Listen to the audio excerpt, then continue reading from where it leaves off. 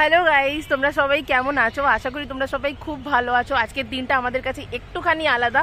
আজ অনেকদিন বাদে একটা বড় ব্লগ শ্যুট করছি তোমাদেরই জন্য। তো আজ দিনটা হলো সোমবার, কিন্তু আজই খড়গপুরে একটু আলাদা এই কারণে বললাম, কারণ সোমবার অফিস যাওয়ার রাশ নেই, কারণ আমাদের এখানে আজ মা শ্মশানকালীর পুজো।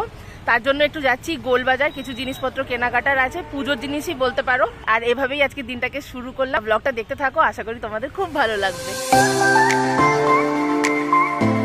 প্রথমেই চলে গেছিলাম একটুখানি গোলবাজারে। এখানে আমার দুটো শাড়ির ব্লাউজ নেওয়ার ছিল। সত্যি বলতে কি আজকে যেই শাড়িটা পরবো বলে ডিসাইড করেছিলাম, সেটার জন্যই ব্লাউজটা নিতে গেছিলাম। আর আমাদের গোলবাজারে না এই ব্লাউজের দোকানটা আমার খুবই পছন্দের। ব্লাউজ কর্নার, তোমরা যারা খড়গপুরে তারা সকলেই চিনে থাকবে। ভালো ব্লাউজ, ভালো ফিটিংসের ব্লাউজ পাওয়া যায়। তো এখান থেকে আমি অনেক দেখে টেকে, মানে আমি তো কনফিউজড হয়ে যাই, দেখে টেকে চিন্তা ভাবনা করে ব্লাউজগুলো নিলাম। এরপর চলে এসেছিলাম একটু রসরাজে মিষ্টি কিনবার জন্য।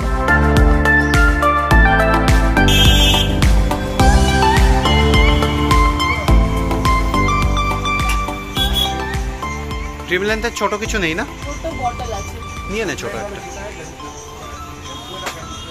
আমাকে ক্যারি করে নিয়ে যেতে হবে না, ওর জন্যই আছে। এটাই তো। হ্যাঁ, সমস্ত কেনাকাটা কমপ্লিট করার পরে আমরা চলে গেছিলাম গোলবাজারে একটু লস্যির দোকানে লস্যি খাওয়ার জন্য। দেখো, গোলবাজারের লস্যি কিন্তু একদম আমাদের সেরা বলেই আমরা মেনে থাকি। এখানে দু রকমের লস্যি পাওয়া যায়, একটা প্লেন লস্যি আর একটা ড্রাই ফ্রুটস দিয়ে হয়। তো ওই ড্রাই ফ্রুটসওয়ালার লস্যিটা খেলে অনেকটা বেলা যেহেতু হয়ে গেছিলো, বাড়ি ফিরে আবার লাঞ্চও করতে হতো, তো পেটটা অনেকটা বেশি ভরে যেত। তাই আমরা এখানে দুজনের জন্য 2 গ্লাস প্লেন লস্যি অর্ডার করেছিলাম। এই দাদা তো খুব যত্নের সঙ্গে লস্যিটা বানাচ্ছিল, আর আমরা ওয়েট করছিলাম কখন দেবে, কারণ বাইরে খুব বেশি গরম ছিল। তাড়াতাড়ি করে ওটা খেয়ে আমাদেরকে ফিরে আসতে হতো। এখানে আমাদেরকে লস্যি দিয়েও দিল। ভালো খেতে, এই গরমে না এত ভালো টেস্টি লাগে, এত টেস্টি, তার মধ্যে ঠান্ডা ঠান্ডা, ভীষণ ভালো। খড়গপুরের লস্যি নিয়ে জাস্ট কোনো কথা হয় না, কখনোই হয় না। বাড়িটারি ফিরে গেছি, ফিরে একদম স্নান করে ফ্রেশ হয়ে গেছি, দেখতেই পাচ্ছ। আর বাইরের হঠাৎ করেই আকাশটা আজকে কেমন মেঘলা অন্ধকার হয়ে গেল। একটাই ভালো জিনিস কি, বাজে রকম রোদ্দুর নেই। দেবরাজ বসে গেছে এখন কাজে।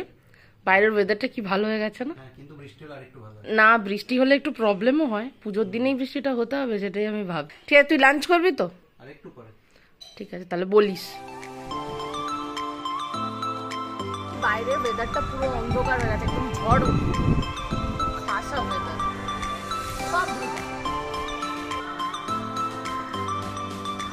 কালী পুজোর দিন মানেই আমাদের দুপুরের লাঞ্চে হচ্ছে জল ঢালা ভাত।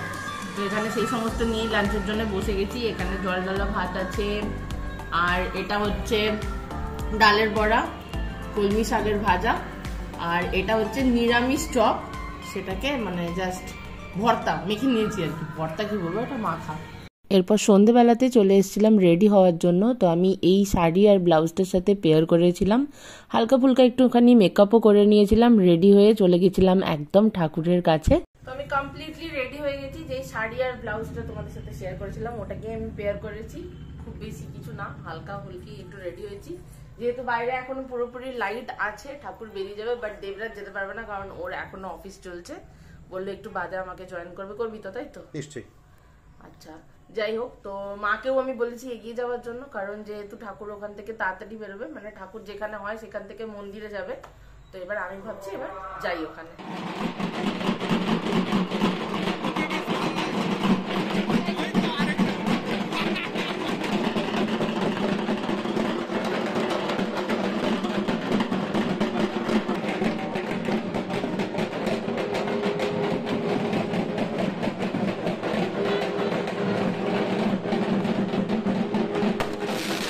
এখানে মায়ের কাছে চলে আসার পরে অনেক বেশি বাজনা বাজছিল, সেগুলো সমস্ত ক্যাপচার করলাম। তারপর এখানে মায়ের বরণ হচ্ছিল, যিনি বরণ করছেন উনি হয় আমার দিদুন।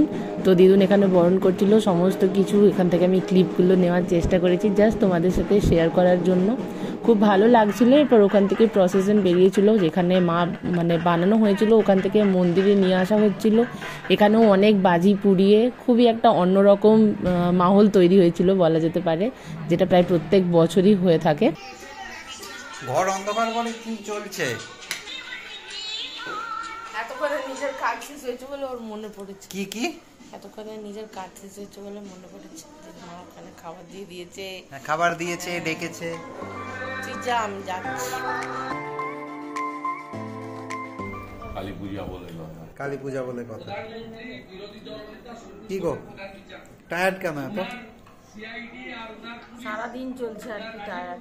এবার চেঞ্জ করে ফাইনালি যাচ্ছি পুজো দেওয়ার জন্য।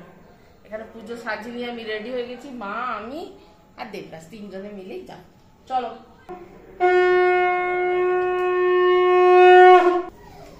চলো। ওই দেখো আওয়াজ করলো মুখে, এটা ওরা করেই থাকে। ওখানে ডাবলু বসে আছে, ছোট ডাবলু। ডাবলু সে হাই। কি খবর? করে দিল শাক বাজানোর সঙ্গে সঙ্গে। হ্যাঁ, এসো না, লাগিয়ে দেবো। ডাবলু সোনা, চাঁদের কোনা।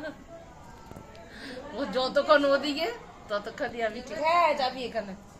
ও যতক্ষণ ওদিকে আমি ততক্ষণই কথা বলবো, যখনই আমার সামনে তখনই আমার ভয়।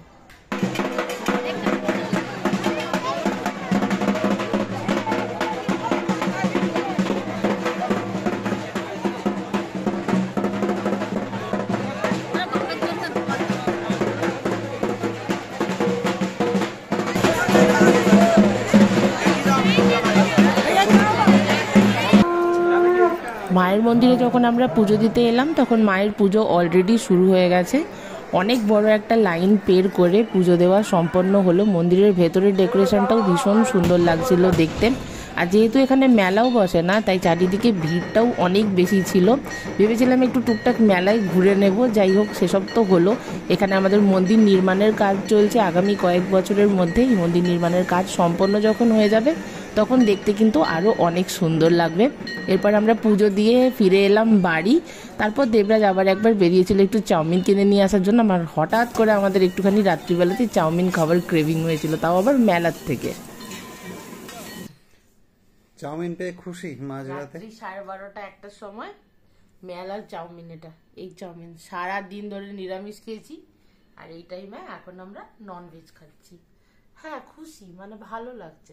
বাট এইটা কেন জানি না আমাদের ভালো লাগে। আমরা গত বছরেও করেছিলাম, তাই আজও করেছি।